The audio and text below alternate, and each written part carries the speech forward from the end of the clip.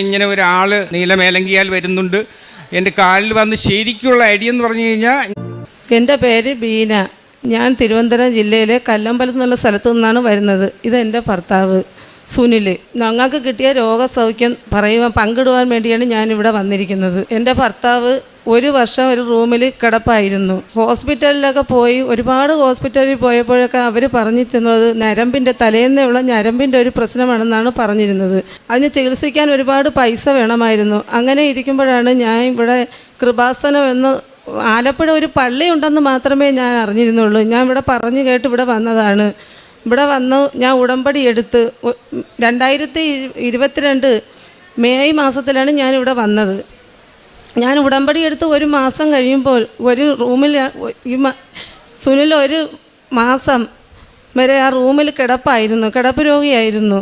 ഉടമ്പടി എടുത്ത് ഞാൻ ഇവിടെ നിന്ന് കൊണ്ടുപോയ വെഞ്ചരിച്ച സാധനങ്ങളെല്ലാം ഉപയോഗിക്കുകയും കിടപ്പ് രോഗി എന്ന് വെച്ചാൽ അവർക്ക് തലേന്നുള്ള ഞരമ്പ് ഉണങ്ങിയുള്ള അസുഖമായിരുന്നു. അപ്പോൾ ഈ കാലൊന്നും എടുത്ത് ചലിക്കാനോ വെയിറ്റ് എടുക്കാനോ ഒന്നും പാടില്ലായിരുന്നു. കൈയൊക്കെ അങ്ങ് ഒരു മടങ്ങിപ്പോണ ഒരവസ്ഥയിലായിരുന്നു. കാല് നടക്കാനും പറ്റത്തില്ലായിരുന്നു. അങ്ങനെയാണ് ഞാനിവിടെ വരുന്നത്. ഇവിടെ വന്ന് ഉടമ്പടി എടുത്ത് ഒരു മാസത്തിനകം റൂമിൽ കിടക്കുമായിരുന്നു. ഒരു മാസം കൊണ്ട് ഒരു മാസമായപ്പോൾ മനുഷ്യൻ എണീച്ച് വരുന്നതാണ് ഞാൻ കണ്ടത്.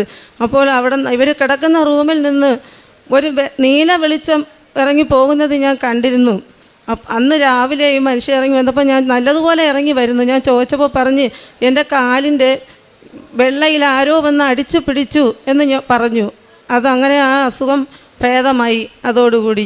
അതിനുശേഷം പിന്നെ ആ അസുഖം അങ്ങനെ വന്നിട്ടില്ല. പിന്നെ എന്ന് വെച്ചാൽ ശരീരത്തിലൊരു 10-16 മുഴകളുണ്ടായിരുന്നു.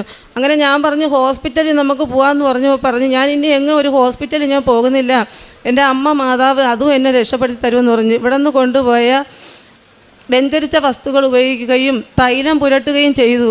അതും ആ അസുഖത്തിൽ നിന്നും മാറ്റിത്തന്നു. ഇപ്പോൾ ആ മുഴകളെല്ലാം മാറിപ്പോയി. ഒരു ചെറിയ ഒരു 2-3 മുഴകൾ മാത്രമേ ഉള്ളൂ. അത് ഒരു കടുകുമണിയുടെ രൂപത്തിൽ മാത്രമേ അത് കാണപ്പെടുന്നുള്ളൂ. ഞാനും പലവിധ അസുഖത്താൽ ഭാരപ്പെട്ട് കിടക്കുകയായിരുന്നു. അപ്പോൾ എനിക്ക് ഡിസ്കിൻ്റെ കംപ്ലൈൻ്റ് ആയിരുന്നു. ഹോസ്പിറ്റലിൽ ഞാൻ ചികിത്സിച്ചുകൊണ്ടിരുന്നപ്പോൾ ഡോക്ടർ എന്നോട് പറഞ്ഞ് അത് ചികിത്സിച്ച് ഭേദമാക്കണമെന്ന് പറഞ്ഞു. എനിക്ക് പോയി ചികിത്സിക്കാനുള്ള പൈസ കുറവായിരുന്നു. അതുകൊണ്ട് ഞാൻ പോയില്ല. അതിനുശേഷം എനിക്ക് 5 വർഷം കൊണ്ട് ബ്ലീഡിങ് ഉണ്ടായിരുന്നു. അതിനും ഞാൻ ആശുപത്രിയിൽ ഞാൻ പോയിട്ടില്ല. ഇവിടെ അമ്മ മാതാവ് എനിക്ക് മാറ്റിത്തരുമെന്ന് എനിക്ക് പൂർണ്ണമായും വിശ്വാസമുണ്ടായിരുന്നു.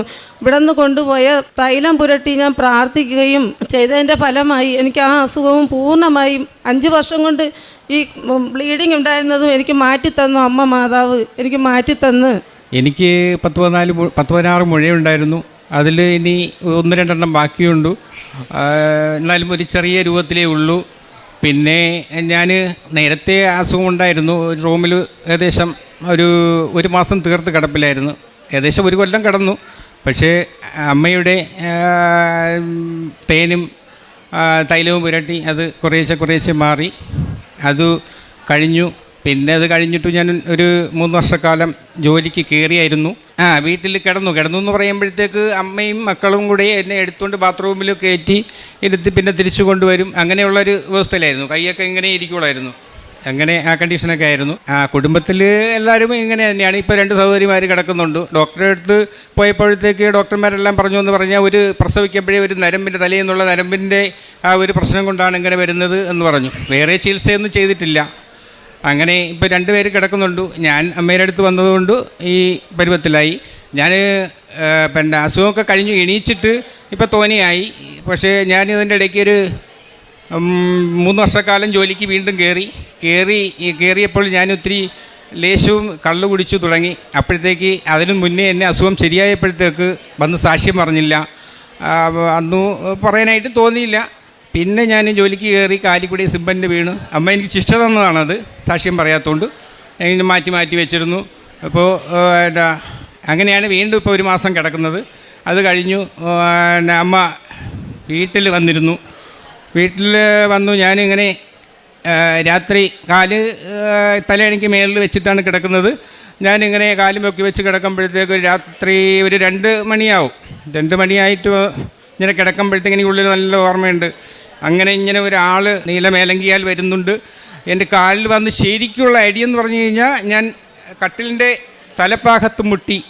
ആ കണക്കിന് ഒരടി ഉള്ളംകാലിൽ 2 കാലിലുമായിട്ട് ചേർത്ത് അടിച്ചു. അപ്പോൾ പിറ്റേന്ന് രാവിലെ ഞാൻ 2 കാലും സുഖമായിട്ട് എണീച്ചു, നടന്നു വന്നു. അതുവരെ നടക്കത്തില്ല, ഞാൻ ലേശവും നടക്കത്തില്ല, ആ കണ്ടീഷനായിരുന്നു. അത് പാരമ്പര്യ രോഗത്തിൻ്റെ ഒരു ഭാഗമായിരുന്നു. അങ്ങനെയാണ് കാര്യങ്ങൾ. 5 പേര് മരിച്ചിട്ടുണ്ട് കുടുംബത്തിൽ ഈ അസുഖമായിട്ട് തന്നെ. ഒരു 45-42 വയസ്സാകുമ്പോൾ വീഴും, ഒരു 10-55 ആകുമ്പം, ഇത്രയും നാൾ കിടക്കും, ഒരു 55 ആകുമ്പം മരണപ്പെടും. അങ്ങനെയുള്ളതായിരുന്നു. എനിക്കിപ്പോൾ 54 വയസ്സായി. അപ്പം ഞാൻ ആണ് ഏറ്റവും കൂടുതൽ ഇപ്പോൾ ജീവിച്ചിരിക്കുന്നത്. 54 വയസ്സായി. പിന്നെ അങ്ങനെയൊക്കെ ഉള്ള കാര്യങ്ങളുണ്ടായിരുന്നു. പിന്നെ സാക്ഷ്യം പറയാൻ താമസിച്ചു പോയതുകൊണ്ടാണ് എനിക്ക് വീണ്ടും ഇങ്ങനെ അമ്മ ഒരു ശിക്ഷ തന്നത്. പിന്നെ അച്ഛൻ്റെ ദാനം ഒരു ഇടയ്ക്ക് തന്നെ ഒരു യൂട്യൂബിൽ ഞാൻ കണ്ടിരുന്നു. അപ്പോൾ അതുകൊണ്ട് എനിക്ക് ഒരുപാട് ബുദ്ധി ഉദിച്ചു. അതാണ് ഇപ്പോൾ ഇത്രയും പെട്ടെന്ന് വരാൻ കാര്യം. ഇനിയും ഒരുപാട് കാര്യങ്ങൾ പറയാനുണ്ട്. ജപമാല പ്രാർത്ഥന ചൊല്ലുന്നുണ്ട്.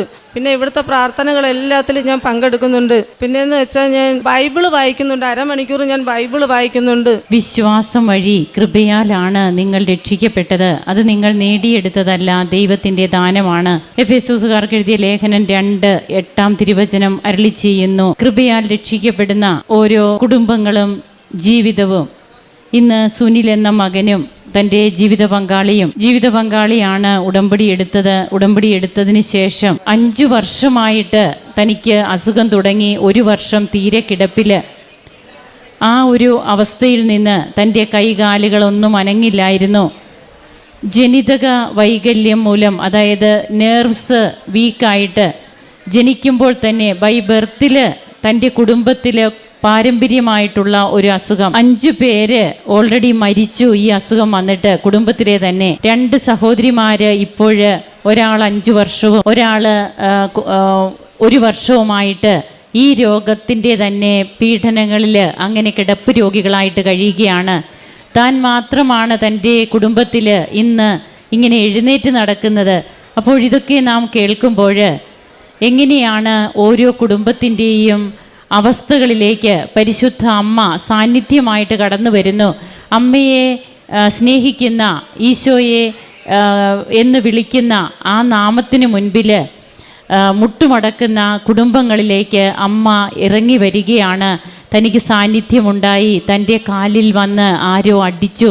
അത് മറ്റാരുമല്ല, പരിശുദ്ധ അമ്മ തന്നെയാണ്. പിറ്റേ ദിവസം മുതൽ താൻ എഴുന്നേറ്റ് നടക്കാൻ തുടങ്ങി. അതുപോലെ ഒരു നീല വെളിച്ചം തൻ്റെ ഹസ്ബൻഡിൻ്റെ മുറിയിൽ നിന്ന് ഇറങ്ങിപ്പോകുന്നത് താൻ കണ്ടു. അപ്പോൾ ഇങ്ങനെയൊക്കെ പറയുമ്പോൾ അമ്മയുടെ സാന്നിധ്യവും അമ്മ എത്രമാത്രമാണ് മനുഷ്യ വ്യക്തികൾ, അതായത് കുടുംബങ്ങൾ സംരക്ഷിക്കപ്പെടണം, മനുഷ്യ വ്യക്തികൾ സന്തോഷത്തോടെ ജീവിക്കണം. ഇത് അമ്മയും ഈശോയും ആഗ്രഹിക്കുന്നത് തന്നെയാണ്. ഉടമ്പടി നമുക്ക് അതിനൊരു ആ ഉടമ്പടിയിലൂടെ നമുക്ക് ഈ കാര്യങ്ങളെല്ലാം നമ്മുടെ ജീവിതത്തിലേക്ക് ലഭിക്കുവാനായിട്ടുള്ള ഒരു വഴി തുറക്കുകയാണ്. അങ്ങനെ ഇന്ന് തങ്ങളുടെ കുടുംബം സന്തോഷമായിട്ട് പോകുന്നെന്നും ഈ രോഗാവസ്ഥകൾ, അതുപോലെ ഈ വൈഫിനാണെങ്കിലും ഒത്തിരിയേറെ രോഗപ്രശ്നങ്ങളുള്ളപ്പോൾ 5 വർഷമായ ബ്ലീഡിങ്, അതുപോലെ തൻ്റെ മറ്റ് അസ്വസ്ഥതകൾ, ഇതെല്ലാം നേർച്ച വസ്തുക്കൾ ഉപയോഗിച്ച് മാത്രം തനിക്ക് മാറി എന്നാണ് ഈ മകളും ഇവിടെ സാക്ഷ്യപ്പെടുത്തുക. നമുക്ക് ദൈവം നമുക്ക് നൽകുന്ന എല്ലാ കൃപകൾക്കും നമുക്ക് നന്ദിയുള്ളവരാകാം. കരങ്ങളടിച്ച് നമുക്ക് ദൈവത്തെ ആരാധിക്കാം. യേശുവേ നന്ദി, യേശുവേ സ്തുതി, യേശുവേ ആരാധന. അത്യപൂർവ ദൈവാനുഭവങ്ങൾ ഇനി നിങ്ങൾക്കും സ്വന്തം.